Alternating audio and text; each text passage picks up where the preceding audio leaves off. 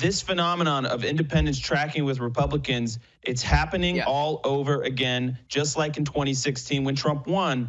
What is your polling saying when you're talking to these voters? Is that the same sort of thing you were expecting to see? I mean, I guess so. I mean, hindsight's always 2020. But last month, not the poll we just did, but the one before that, we kind of saw like an inflation because there was a bad response bias in the data. So we saw an inflation of independents or Democratic-leaning independents. So independents are really, when you ask them and push them, they lean more to the Democratic Party. Now it's ironed out again, back to closer to what we had seen for like the entire year plus. So that we wouldn't expect Kamala Harris's entry into the race to change those fundamentals. And I will say this is what she didn't do with those voters last night. In response to that, she did not give an answer, Andrew, about like what she intended to do to stop that. All right, because they basically are they are tracking right along with the Republicans. But instead, she gave them a reason why not to vote for Trump over it. Right. So that's what she did all night long. And that's not what voters wanted to hear. Listen to this from the Reuters panel. Then I'm going to give you something from ours. OK, this guy, Robert Wheeler, 48, security firm executive in Nevada. He was leaning to Harris. He's a voter like the woman I'm about to read you from ours, who, when you pushed her, would say, I'm undecided, but I think I'm leaning to Harris. Same thing with this guy.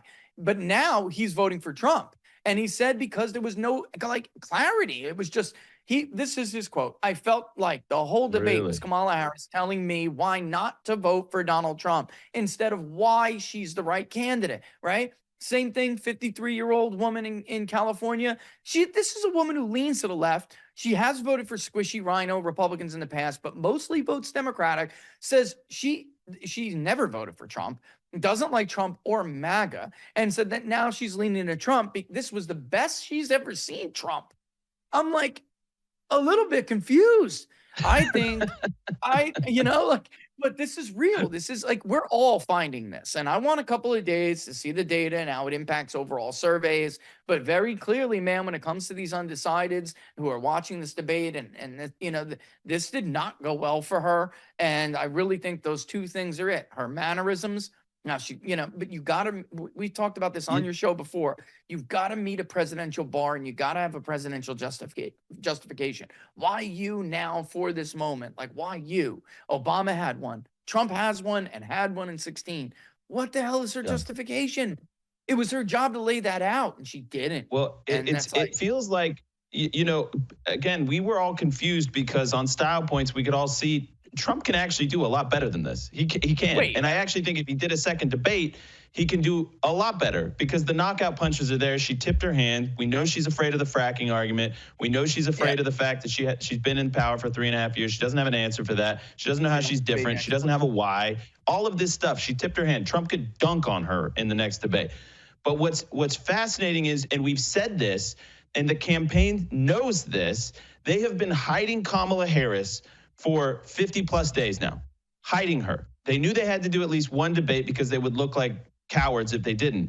But they won't let her do interviews. They let her do one with CNN and Tim Walz, which didn't go well for her. They're keeping her out of press gaggles, no unscripted moments. She's an actress. That is all she is, essentially. She's a performance artist.